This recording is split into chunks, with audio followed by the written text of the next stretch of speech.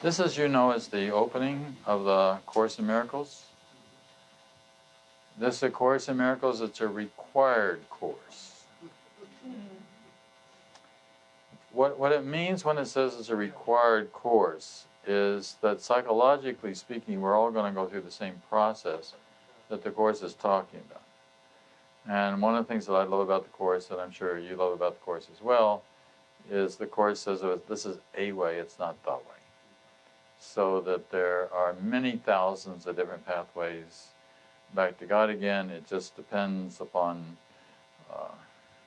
partly kind of where you're at, where your heart's at, where your head's at, where the culture that you're a part of, and whether you can find it within the context of that culture or not.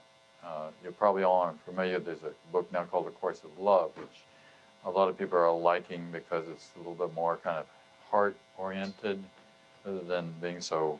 The Course is you got to admit, it's heady. And it was written by an intellectual. I mean, it was scribed by an intellectual. But it's also important that we still have to understand this. But the heart is another way of understanding things that the head kind of needs to figure things out, and the heart kind of knows things without being able to figure anything out. I mean, it's just, you may know, I've told a story of Carl Jung in 1924 came to the United States, and he was out in Arizona, I think it was, or New Mexico, studying Native American cultures, and he met this old Indian, and the Indian said that he thought white men were crazy. And Jung said, oh, well, why do you think white men are crazy? And he says, well, he wasn't sure, but he'd heard they thought with their heads. And Jung says, you mean you don't think with your head? He says, no, Indian think with his heart. So it's just another way of seeing, right? So there's lots of ways of seeing and being that don't require figuring it out, but just seeing it. Cora was telling me about an experience during the break where she was just in Iceland looking at the Aurora Borealis, I guess, and just seeing, just an event that sits into your soul, right? So you don't have to do the Course. There's many pathways back to God. Okay? So this is a quote from the Course. If you hold your hands over your eyes, you will not see because you're interfering with the laws of seeing. If you deny love, you will not know it because your cooperation is the law of its being. You cannot change laws you did not make, and the laws of happiness were created for you, but not by you. So there are certain basic laws that the Course talks about. Like as you give, so do you receive. Right? It's a very simple law, but it's actually a law. It's actually a principle by which these things work, the metaphysical principle. So we'll try to understand a few of these. So here's a law. This is a principle. If you attack air in another, you will hurt yourself. There's no way around it. And one of the ways, and you know you hurt yourself because you have an experience called guilt. You know, even if you don't think that you have the guilt, you have it can be buried guilt. You know, in which case it's still there. You know, you're just not willing to look at it, but there's this underlying feeling that something is wrong. When you attack, you are denying yourself. You are specifically teaching yourself that you are not what you are. All attack, I'll talk about all attack in a moment. You may believe that you are responsible for what you do, but not for what you think. The truth is you're responsible for what you think, because it's only at this level that you can exercise choice. Choice is a very big factor, and the decision-making is a very big factor in the Course. Who is the decider? Who deals with temptations as they come along? And which way do you go when the temptation comes along? So here's a Course in four 3-word sentences. Number 1, do not judge. Just how simple can you get? Do not judge anything, good or bad. Just leave it alone. 2, do not attack. Ever. Anything. And notice the tendency, notice the desire to do it. Even if it's polite conversation, so to speak. Right? But you want to fall into this trap, right? Or just even evaluating something. I heard somebody say this week, he bawled me out about something or other. And I happen to know the situation in this particular case, and she had not been bawled out. Somebody raised a question about the validity of a decision regarding the setting of a date. A very simple thing. But rather than, it went that she'd been bawled out about this. In case I didn't say anything, but I thought, why do you want to be a victim? This was just a conversation. Nobody was attacking you under those conditions. They were just raising the question about validity of a decision. We like to be attacked, right? Or so we think, right? 3, do not defend. We don't mean your body. If your body's attacked, you defend your body, because you would do anything you can to defend your body, because you believe you're a body. That's pretty simple. I mean, after all, you're hanging out in one, right? So if you're hanging out in one, you think it could be hurt. Therefore, you would do whatever you could to... It just means don't defend your ego. And notice that the desire to defend the ego over anything can be very, very minor. In fact, it's sometimes just let it go completely, even if it's wrong. I mean, even if you are kind of being attacked, if you see what I'm saying. Don't make it don't go to the defense. And 4th, do not hide. We could say do not lie, and the same thing. But this one, by the way, does not mean, the last one does not mean you should go telling the world about all your dirty laundry.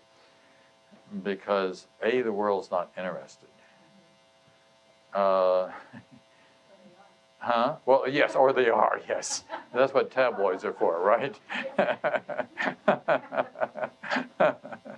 Right. But what I mean is, as you move forward in life, just be aware of the tendency toward exaggerating the truth or whatever it is that may come up for you. But you don't need to go exposing everything. That would be... I remember several years ago, there was a well-known television personality who confessed to having exposed himself to some... And I thought it hurt him a lot. Huh? No, it wasn't him. It was somebody else. I won't mention who it was. But it's just like egos will grab onto that sort of thing, if you see what I'm saying. And they won't let it go, right?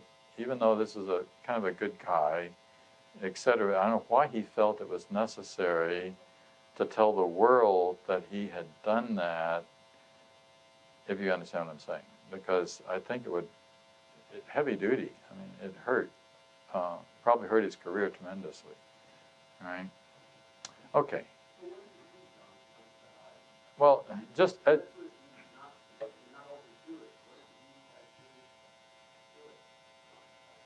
well, just to notice the tendency in yourself to want to hide, okay, or to color something, sort of in your favor, or to avoid responsibility somehow or another. You know, that I didn't do that. I'm not responsible for that. You know, that didn't happen. You know, that's a denial of responsibility would be another way that you could look at it. But the main thing is just to look at the tendency, and yet just sort of think, do I need to do that? Or can I just say, even if it's a truth, if it's not a big deal, it's really not a big deal. Okay, let's go on. You do not have to know that heaven is yours to make it so. It is so. This could have been an earlier one.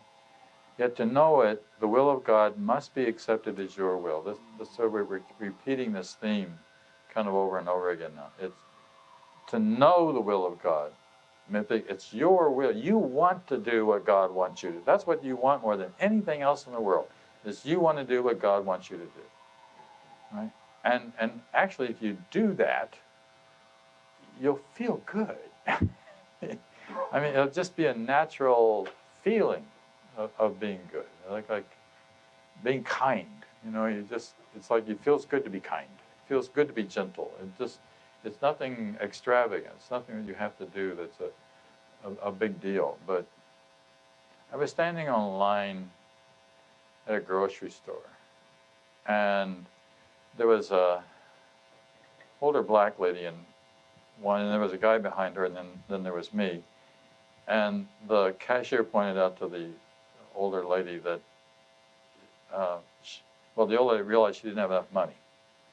She didn't have money to pay for everything that she bought. So she started saying, well, take back that, and I'll put the cheese back. And I thought, I bet she likes cheese.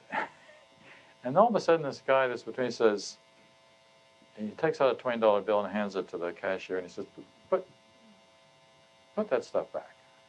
What a great thing to do. I mean, it's so, think how good that guy felt, you know, to have done something so simple and so kind with such an easy, gentle way. And he was much richer for spending that $20 in that way than he could have been for some other reason, right? There's something inside you, the right thing to do. You see a good thing to do. You see an opportunity to do the right thing. And you just do the right thing, right? Okay. So, whatever is true is eternal and cannot change or be changed. Spirit is therefore unalterable because it's already perfect. But the mind can elect what it chooses to serve. The only limit put on choice is that it cannot serve two masters. Now, Jesus says this in the Gospels as well, as in the Course in Miracles. You cannot serve two masters. You must be obedient to one or to the other. And the Course is obviously here saying the same thing. If it elects to do so, the mind can become the medium by which Spirit creates along the lines of its own creation. If it does not feel freely elect to do so, it retains its creative potential, but places itself under tyrannous, I added the word ego, rather than authoritative control. The Course, our basic problem, our most basic problem, is the problem of authorship. Notice that the word author and authorship begins with the same word. You know, it's authority. I mean, it's like, who's running the show? And who are you letting run the show? It's that simple. Right? As a result, it imprisons because such are the dictates of tyrants. To change your mind means to place it on the disposal of true authority. So true authority is obviously doing what God would have us do. That's the true authority. All real pleasure comes from doing God's will. That's the real pleasure. The ego's got an idea about what pleasure is as well. Often has something to do with the body, pleasuring the body. There's nothing wrong with that, but it can get you into trouble if you overdo it. This is because not doing it is a denial of self. Denial of self results in illusions, while correction of the error brings release from it. It's just so... I know that you're all getting the Course well enough to know that what you're really doing is you're watching your thoughts. You're watching your thoughts, and hopefully you're catching your insanity. And as you catch your insanity, you just let go of your insanity. And notice, sometimes the insanity is over very, very, very small things. What's the tone of somebody's voice, somebody cutting you off on the road, whatever it is. You can let, it shouldn't even become an issue. All right? Miracles are natural when they do not occur. Something has gone wrong. This is principle number 6 of the 50 Miracles principle. What has gone wrong is the ego has gotten involved in the decision making. So that's where we're just leaving the ego out of the decision making altogether. Right? So all that we have is the truth. Right? It's possible to reach a state in which you bring your mind under my guidance without conscious effort. It should actually get, it's like, you've heard me say in the past that doing the Course is like learning how to play a musical instrument, or it's like learning a foreign language. Take the musical instrument idea, it takes a lot of work to learn how to play a musical instrument, but once you do it, as you begin to develop proficiency about it, you don't even think about where the fingers go. In the beginning, you had to think about where the fingers go, and you have to concentrate on not missing a note. But after a while, it should become a natural flow. So you see the need, you respond to the need, you don't think about should I or shouldn't I, you just do what you see literally comes naturally. Right? Naturally meaning spiritually in this particular case. Right? And it is possible to kind of get into the flow with this thing. It's possible to reach a state in which your mind brings you under guidance without conscious effort. But this implies a willingness that you have not developed as yet. So the Course has a lot about willingness. And it's something that can be developed. Just like we develop anything, a good habit. You develop it's not the first time you do something, but it's the repetition of doing it the right way, that after a while you just kind of... We got some yoga students in the room, for example. You want to do that, right? I mean, once you get... You would miss it if you didn't do it. Or whatever it is that's like that. It's just a natural process. It still remains within you, however, to extend as God extended His Spirit to you. In reality, this is your only choice. So, I know I've said this before, but you only have 2 choices at all times. The only 2 choices you have you cannot, you must project or extend. Now, project means to interpret, to analyze, to find the fault, to see the problem, to da-da-da-da-da. And to extend means to love. You're either blessing the world, every time as you look out on it, you're blessing it, or you're condemning it, one of the 2. Which one are you doing? Which one do you want to be doing? It's so incredibly simple. Right? You're bitching, you're complaining, or you're not. How simple. In reality, it's your only choice because your free will is given you for joy in creating the perfect. And this is from Albert Einstein. A human being is a part of the whole called by us the universe. A part limited in time and space, he experiences himself, his thoughts and feelings as something separate from the rest. A kind of optical delusion of his consciousness. This delusion is a kind of prison for us, restricting us to our personal desires and our affections for a few persons nearest us. Our task must be to free ourselves from this prison. And you free yourself from the prison as you begin to become aware of the much bigger universe out there that's not just in your mind. So this, I said, mentioned it before, the authority problem. Did I hit twice? Yeah. I have spoken of different symptoms at that level. There's almost endless variations. There is, however, only one cause for all of them, the authority problem. This is the root of all evil. We've already talked about this. The issue of authority is really a question of authorship. When you have an authority problem, it's always because you believe you are the author of yourself. And you're not the author of yourself. God created you. You did not create God. That's the simplest way to put it.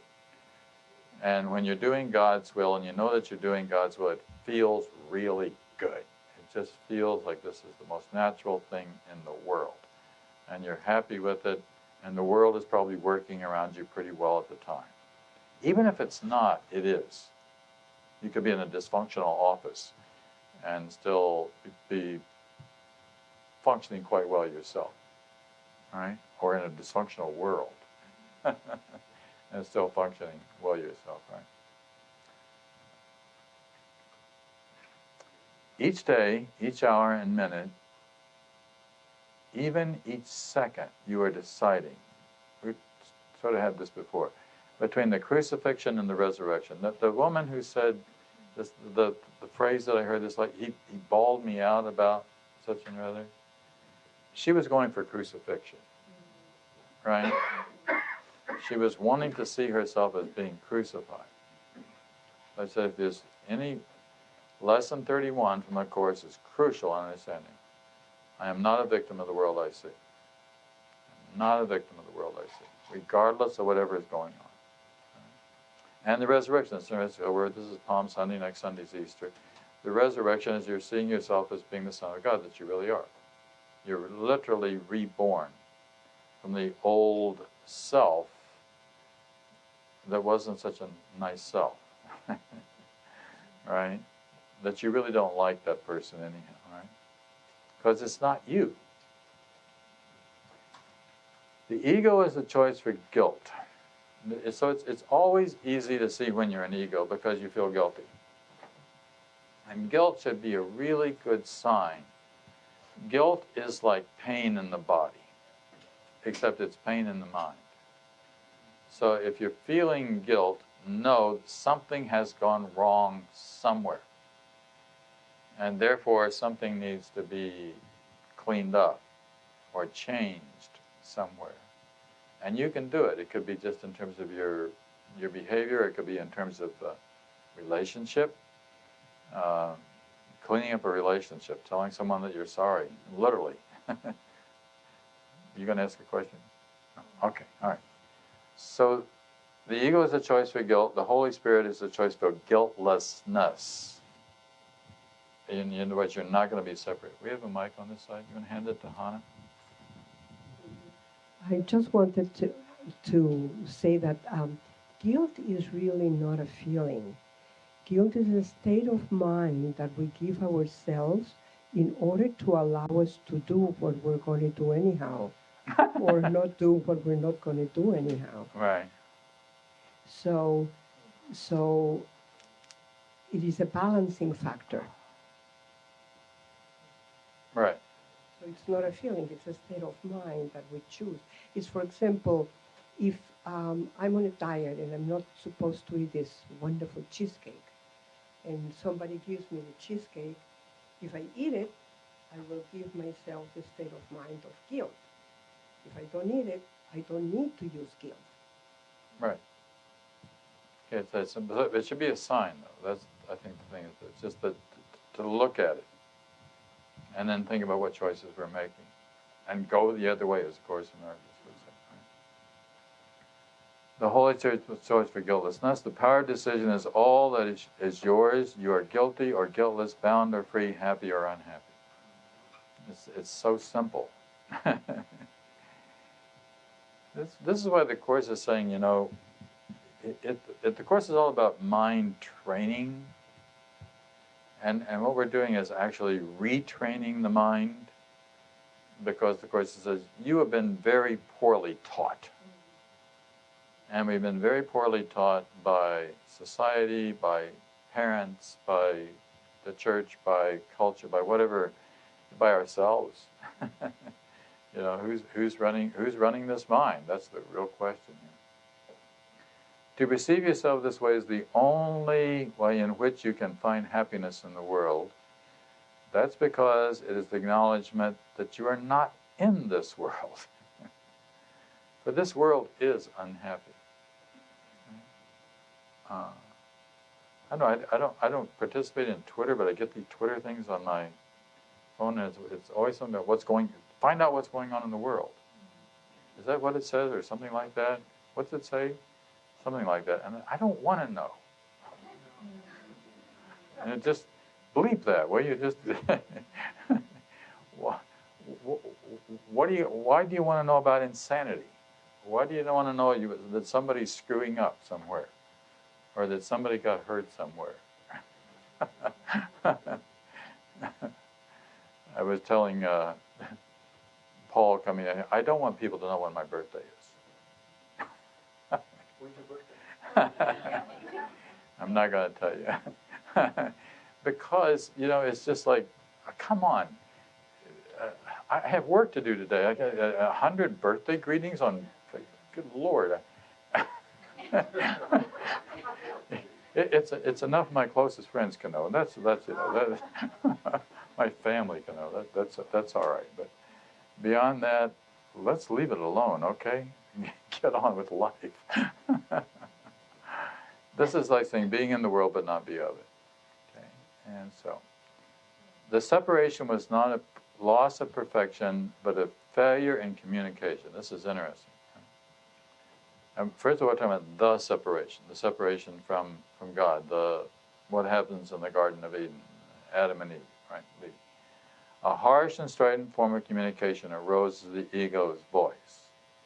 So I've suggested in the past that it may be that the Big Bang was not a big bang. I mean, after all, who was there to hear it? It might have been a tiny mad idea.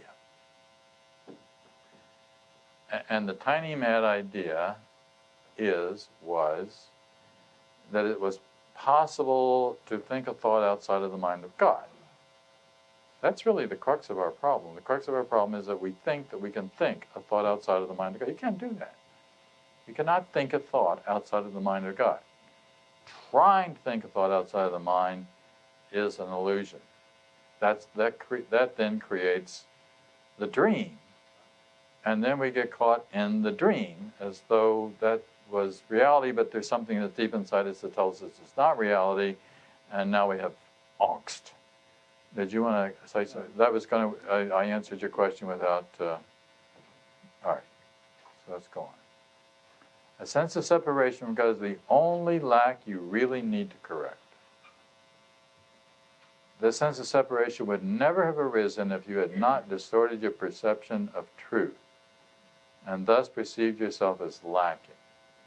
We can only distort our perception of truth by thinking that we are something separate, something else, something outside. Well, we've done this, so let's go on. And we talked about GPS, but ask yourself, if it's possible that God would have a plan for your salvation that does not work, once you accept His plan as the one function that you would fulfill, there will be nothing else the Holy Spirit will not arrange for you without your effort. He will go forward before you, making straight your path and leaving in your way no stone to trip on. Or it's interesting, the way I create the slides and the way they're coming out are these centered things aren't happening right. But what's nice about this is that if you really, the more you do the course, you should find that you feel like you're leading a guided life. That it literally is guided.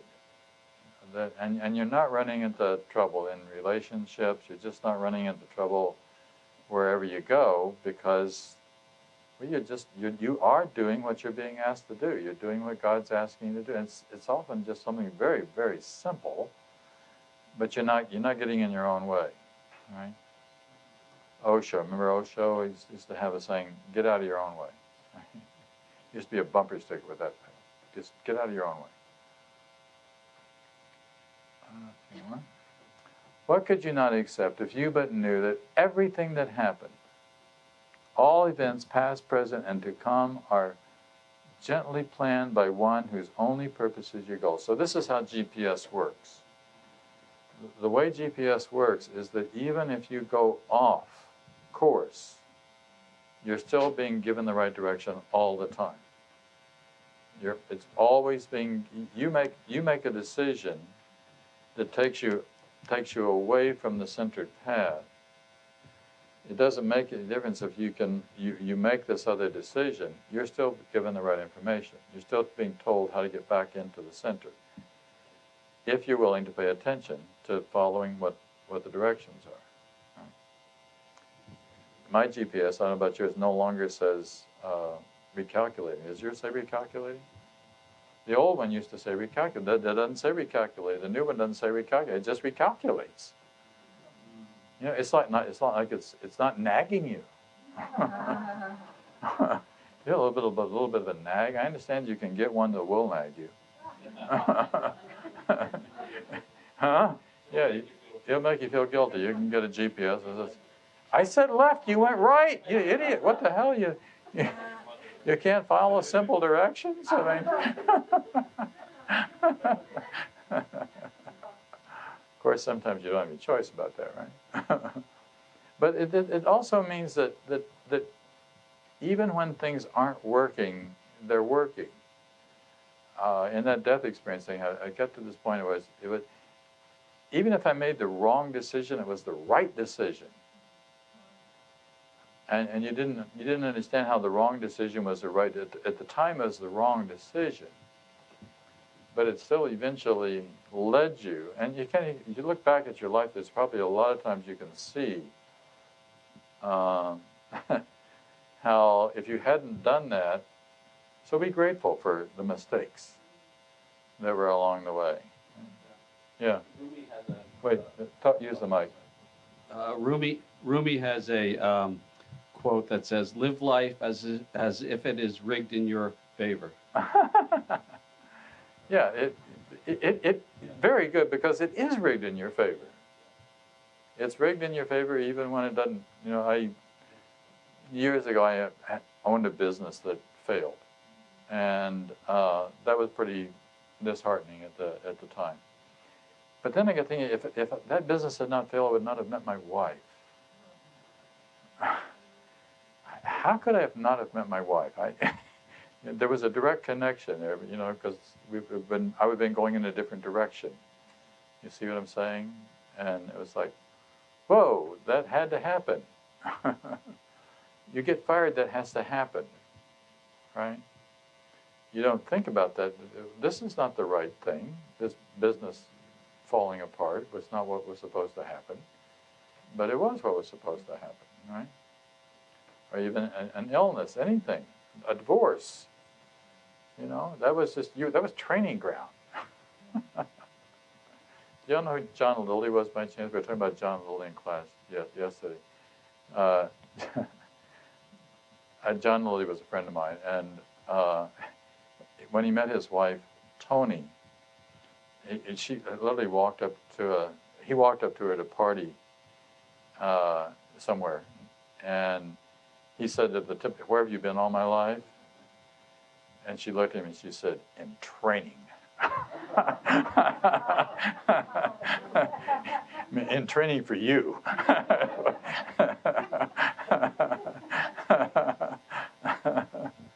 Which is true, you know. All the failures along the way are just it's part of our training.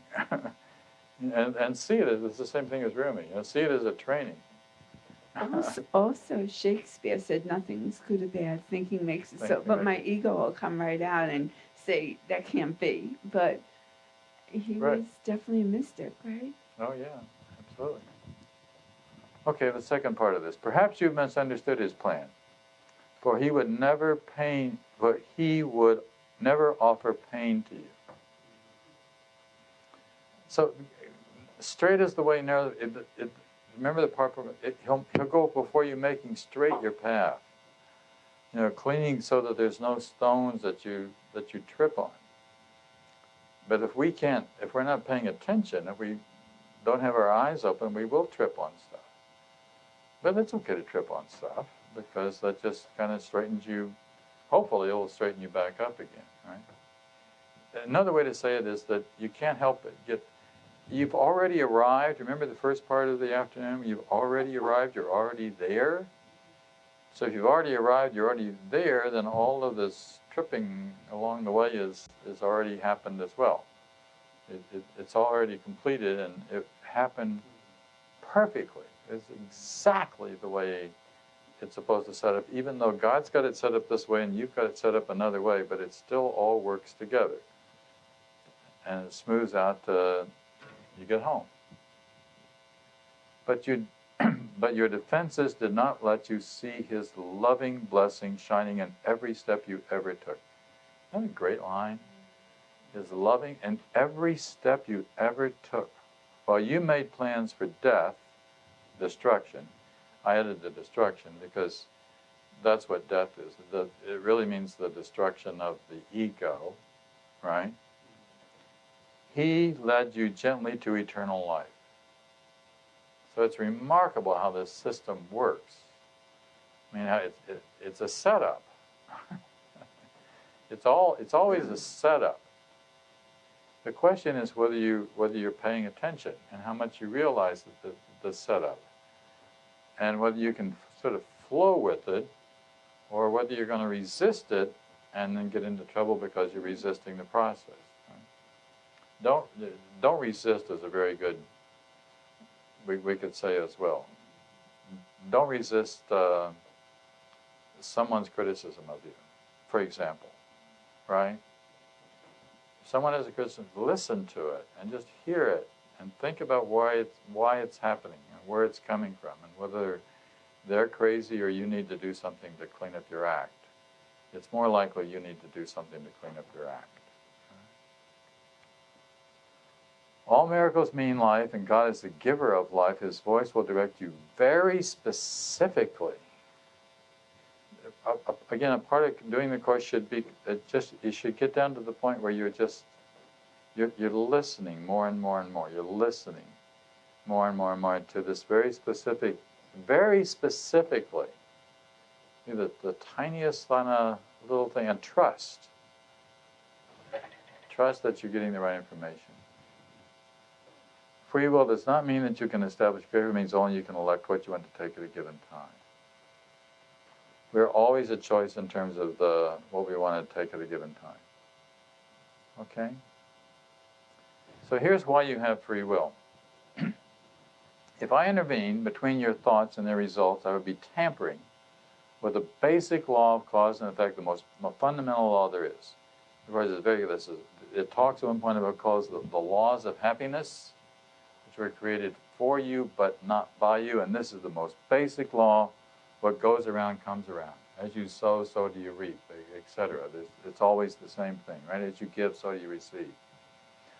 I would hardly help you if I depreciated the power of your own thinking. This would be in direct opposition to the purpose of the Course. So you have this free will. You have this choice. You have to have choice. You have to. The worst thing we can do to somebody is take their freedom away from them, right? But we lock them up. We decide you cannot do whatever you want to do each day. We will tell you what your day is going to be like. So we have this. It's a wonderful thing to have this free choice to choose. Why is it, Jonathan puzzled, that the hardest thing in the world is to convince a bird that he's free and he can prove it for himself if he just spend a little time practicing?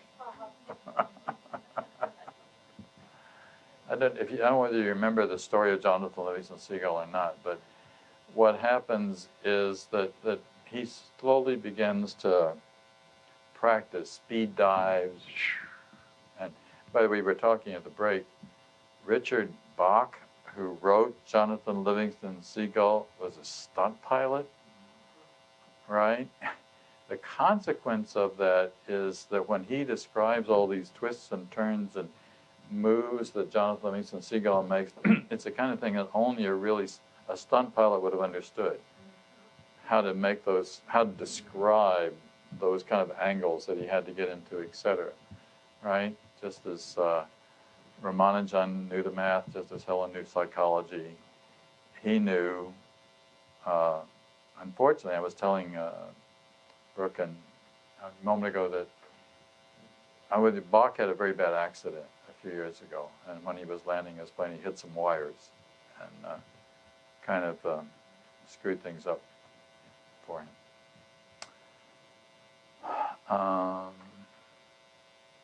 Decision making. But any questions? I just keep it going on here. There's usually more discussion than questions, but it's just so clear, right? I mean, all right, let's go on. Wrong and right-minded. Wrong-mindedness is the part of our split mind that includes the ego and thus believes in sin, guilt, fear, anger, and attack. If you experience guilt, fear, anger, attack, you can be sure in your ego. The ego is running the show. There's no doubt about it. It's easy to see when the wrong mind is unbalanced. It's insane. It attacks and it defends. It's jealous. It's boastful. It gets upset. It's projective and it's judgmental. Just watch getting upset. Why would you get upset? About anything. Anything drive you crazy. Why would you get angry? You should really find that as you progress in this, that you just don't get angry. It just doesn't happen.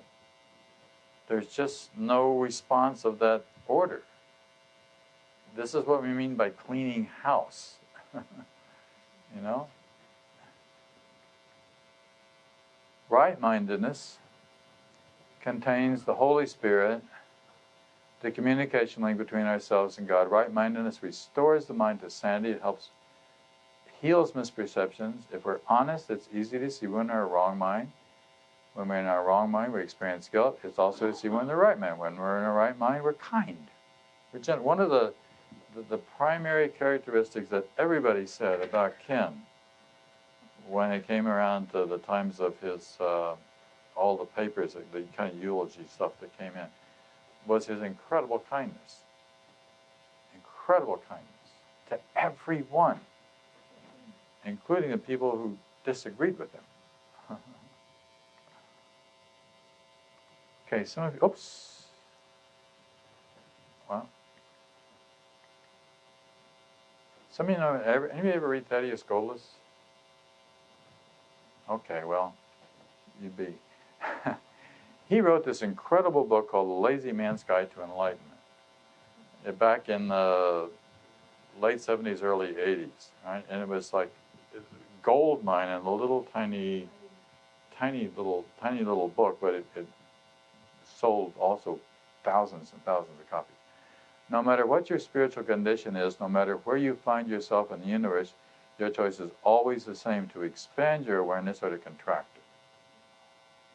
So that's a good way to think about it. I keep talking about expanding. But there's another thing is to contract. To contract is to limit it, to get angry, to pull it down, to push it in, right? To say there's a problem when there's no problem.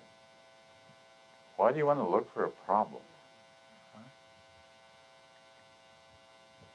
This is the book.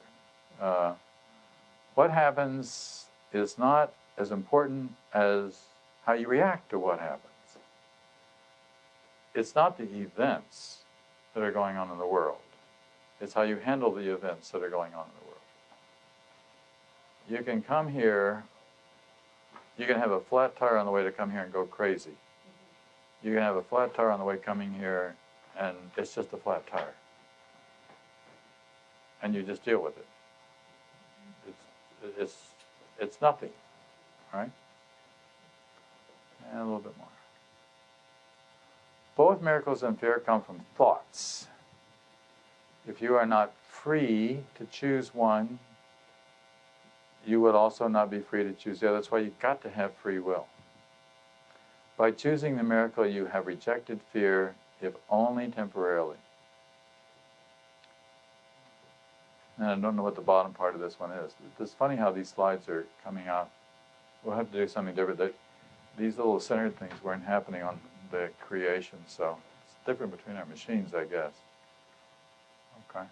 One mindedness.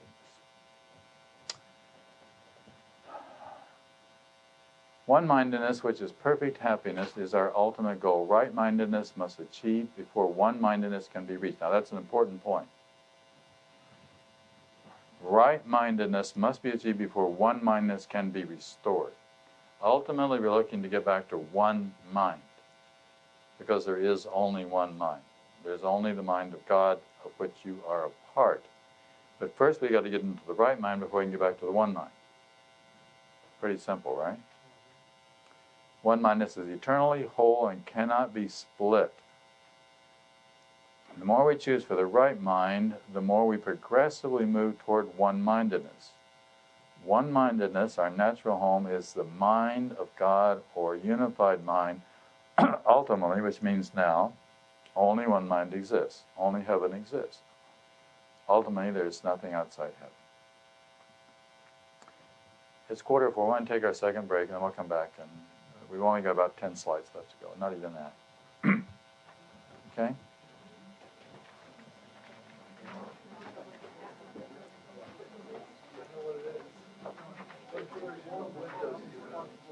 Ten.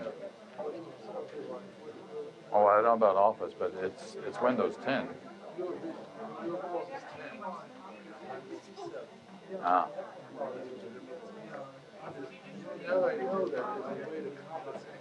Oh, really?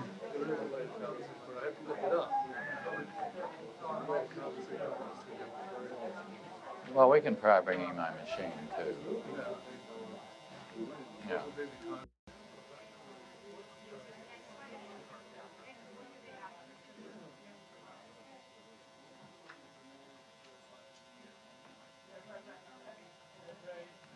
Are we back on? We're on, all right. So, shall we? We only have half an hour.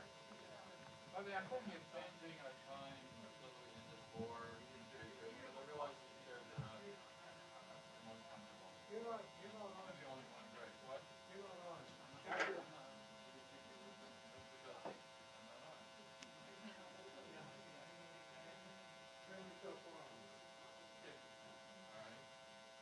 Does that work? Okay, there we go. I only have 10 more slides to go, and then let's just dialogue a little bit, okay? And then I want to close with a meditation for about 5 minutes. All right? And for those who are interested, we go out and have dinner together at Saigon Market, sit around a big table and continue to chat. It's just 2 blocks down 12th Street, and then turn left and you're there. So, next slide. Let's talk about, it's Sunday, this is like church. We're talking about sin for a while, okay? Good topic, sin and sinlessness. This is a really important topic as far as understanding a basic difference between A Course in Miracles and traditional Christianity. Okay? So God does not see sin. The reason God does not see sin is because God cannot see a problem. There are no problems. What he sees is that you are his child, and you are sleeping, and you're having bad dreams. And he also knows that you will wake up. In fact, that's what we've been looking at this afternoon, is the process that he has set up. We use the word he, even though it's not really he, but that God has set up so that you can wake up, so you can get back home, so you can remember how to get back home again. But there's no sin, it's just the mistakes that and it doesn't make the size of the mistake nothing. It's just, and if you see sin, you also have a problem. There's no one out there who isn't deserving of your love. So projecting onto them, and the real problem is that on the ego's basis, the ego thinks that what happens if there's sin is that then there must be punishment. We have to punish the sinners, that we have penitentiaries, where the punishment is administered. Even just locking you up, that's punishment. Right? But God doesn't see it that way. God just sees you're a sleeping child, and you're going to wake up, and He set up the process, and then you'll be home, and all that happened was you just had a bad dream. What you thought that you were separated from your father. That's the prodigal son story. You thought you were separated from your father, but you weren't. Sin is the belief in the reality of separation. So it's something you could do something against God, or against your brother or your sister, which would be the same thing as doing it against God. Seen by the ego as an act incapable of correction because it represents our attack on our Creator. You cannot attack God. There's nothing that would be offensive to God. And you could not offend God. One way to put it, God doesn't have an ego. So if God doesn't have an ego, how could only an ego could be offended or upset or feel attacked, right? A major tenet in the ego's insane religion is that sin is not error but truth. And the ego then wants to point it out, right? Point out the error, point out the problem. If you study history, when you study like that, the Inquisition was really insane because they were finding these people doing these things, and then they did the most atrocious things to people that they thought just didn't believe the way that they did, didn't buy the doctrines. So your sinless is guaranteed by God. It's guaranteed by God because you're already perfect. So if you're already perfect and you're already home, then you are perfectly sinless. Over and over, this must be repeated until it's accepted. It is true. Your sinlessness is guaranteed by God. Your sinlessness is guaranteed by God. Nothing can touch it or change what God created as eternal. That's the dream. The dream is that it can be changed. The self you made, evil and full of sin, is meaningless. It doesn't even exist. That's why it's an illusion. It's a mythology. Your sin is guaranteed by God. We say it again.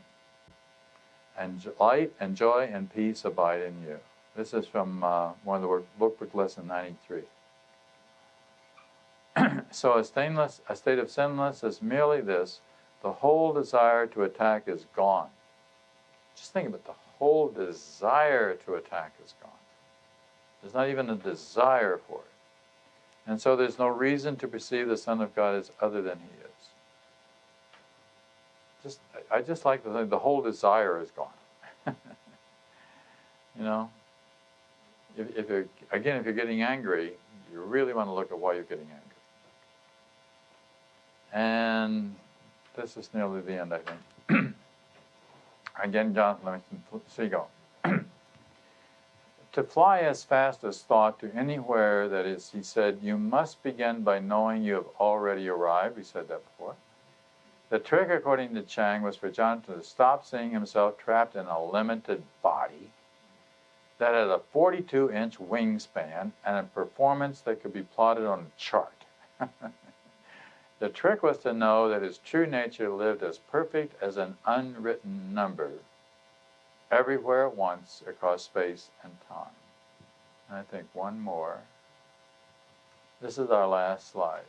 Then one day Jonathan, standing on the shore, closing his eyes, concentrated all in a flash, knew that Chang had been telling him, knew what Chang had been telling him. Why? That's true, I am a perfect, unlimited God. He felt a great shock of joy. This is the last line in Jonathan Livingston Seagull. Right? So that's it. So let's just dialogue a little bit about some of these ideas, then I'm going to do a meditation. I'll leave it up to you for a moment. Yes, give Michael, Mike, all right? Thank you. So if we're dreaming in the mind of God, creating a dream, can God know what's happening in our dream? No. So when we pray, if he doesn't know what's happening in our dream, we're praying away for all kinds of changes in our dream. Can you reconcile how I'm articulating it with what the Course in Miracles talks about what prayer is? Well, first of all, God doesn't know about your dream, because a dream's a dream's a dream. An illusion's an illusion, it's an illusion. A fantasy's a fantasy's a fantasy, and what's not true is not true. So there's no reason to know about it, because that would be to play into it. That would be to play into the soap opera, that would play into the drama.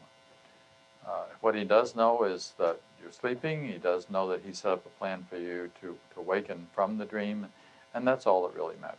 That there is a way out exists, and a way, and all you're doing is just aligning yourself with that way out as part of your prayer.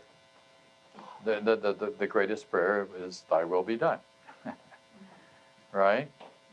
I mean, when Jesus' disciples asked him about prayer, and they said, "Well, pray thus." And what's the first line of the Lord's Prayer? Well, our Father, Thy kingdom come, Thy will be done. That's the simplest possible prayer. That's the only prayer that we need. If we just do that, then everything is fine. In the meantime, it's okay to say prayer like help. Help's a good prayer. Or really help me to see this differently is often the really good prayer. I have an opinion on prayer. I feel like Is your mic on? Hello, Yeah, yeah. there it is. Okay. Okay. I have an opinion on prayer. Okay. I feel like we're drawing strength from our source when we pray. Yeah, that's a good way to look at it. On our source. Right. Yeah. So you're connecting. Yeah. You're allowing for the time for the connection. Mm-hmm.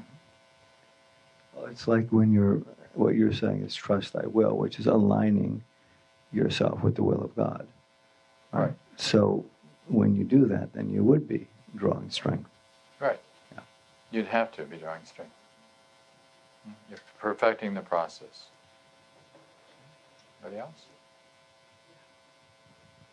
Okay, then I'm going to share a meditation, and we'll go have some dinner. This is lesson 102. The book is based on lesson 101. God's will for me is perfect happiness. So this is a short meditation. It's the next one. So you want to close your eyes and get quiet and just be really present. Maybe take a couple of deep breaths to get more centered. I share God's will for happiness for me. Actually, what I'm going to ask you to say that phrase with me. Say, I share God's will for happiness for me. Will. Okay, I'm going to do that 6 times in the course of this, and each time I start it, go with me, okay? You do not want to suffer. You may think it buys you something, and may still believe a little that it buys you what you want. Yet this belief is surely shaken now, at least enough to let you question it, and to suspect it really makes no sense. It is not gone as yet, but lacks the root that seems secured tightly in the dark and hidden secret places of your mind. I share God's will for happiness for me. Today we try to loose its weakened hold still further and realize that pain is purposeless, without a cause and with no power to accomplish anything. It cannot purchase anything at all. It offers nothing and does not exist. And everything you think it offers you is lacking in existence, like itself. You have been slave to nothing. Be you free today to join the happy will of God. I share God's will for happiness for me. Heaven is your home, and here your safety is. Here is the peace, and here there is no fear. Here is salvation, here is rest at last. I share God's will for happiness for me. Seek this function deep within your mind, for it is there, awaiting but your choice. You cannot fail to find it when you learn it is your choice, and that you share God's will. I share God's will for happiness for me. Be happy. For your only function here is happiness. You have no need to be less loving to God's Son than He whose love created Him as loving as Himself. Pause frequently today to tell yourself that you have now accepted happiness as your only function. And be sure that you are joining with God's will in doing this. I share God's will for happiness for me. Amen. Okay, so I remind you that in May, we're the 3rd, not the 2nd, to avoid Mother's Day. David Fishman is going to be with me. We're going to be sharing. Dave is an old friend from the mid-70s and very avid Course in Miracles teacher. Yes? Sure. The whole big picture of it. If we get it, if we get A Course in Miracles and we kill out our ego, doesn't that mean then we no longer have need for our bodies, so then we die, go to heaven? So maybe there's a resistance to not want that because we're kind of addicted to our bodies and to living. We don't want the dream to stop, but I mean really, essentially we do, but we don't. Right. Especially the last part of what you were just saying. The one thing, though, is that we don't kill out the ego, because you can't kill out the ego, because egos don't exist. So what would you be killing? You're killing nothing. You can't kill something that doesn't exist. What you really want to do is just realize that it doesn't exist, that it has no reality. And that's a part of the illusion. Again, the illusion is that it has reality. But it has no reality, never has had a reality. That's why it's a fantasy.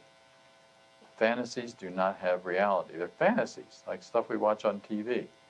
And we think it's real. Years ago, I had this assistant who used to work for me, and we worked out of the home. And her little boy would be dropped off after school by the school bus at the house, and he would watch TV during the last hour before she would go home for the day. I remember one day he came running into the office and he says, "Mommy, guess what Blinky did? Guess what Pinky did?" Those were the cartoon characters, right?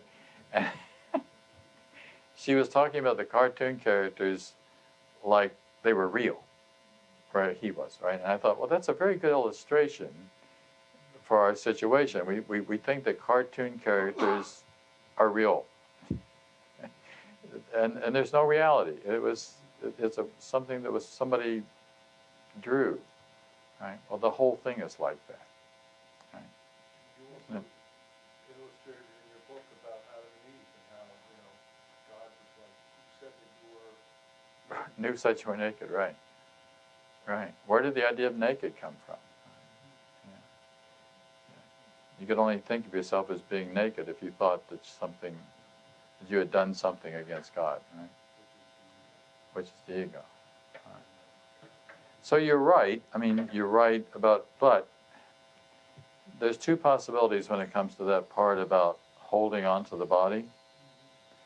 One is that you could hold on to the body and that you could continue to be present in the world, and that would be okay. One, you may do something with it or you may not do anything with it. By that I mean, there could be some enlightened folks that are walking around we know nothing about because they have no ego. By that I mean they have no desire to let the rest of the world know about it. There's a farmer out there in Iowa that's taking care of his field who's perfectly contented and happy, and I'm just making that up. It could be anything, or there could be someone who is working in the world in an enlightened way. Or there's another possibility, which is that you're right. And I have said in the past that I think I've read in this class several times before this passage in the Course where it says, and I think regarding Ken Wapnick, that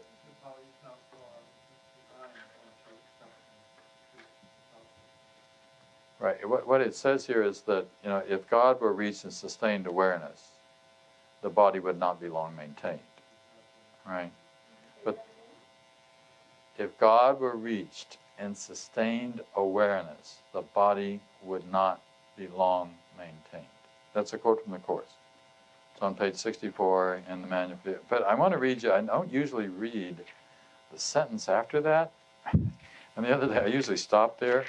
The other day I read the sentence after that, and I thought, oh, I should start including that too. Let me just read the sentence after that. If God were reached directly in sustained awareness, the body would not be long maintained. I think that's what happened to Ken. He couldn't hold on to his body anymore. He got there, but then it was just impossible to hold on to. It literally burned up, right? Inflammation, right? Those who've laid the body down merely to extend their helpfulness to those remaining behind are few indeed. Which also implies it's possible to lay the body down, but to continue to extend your helpfulness within the context of the world. People say it's sad that Ken died because he did so much good he could have done more. But maybe he can do more when he's not tied to a body. I mean, maybe when that limitation isn't there, right? See you in May.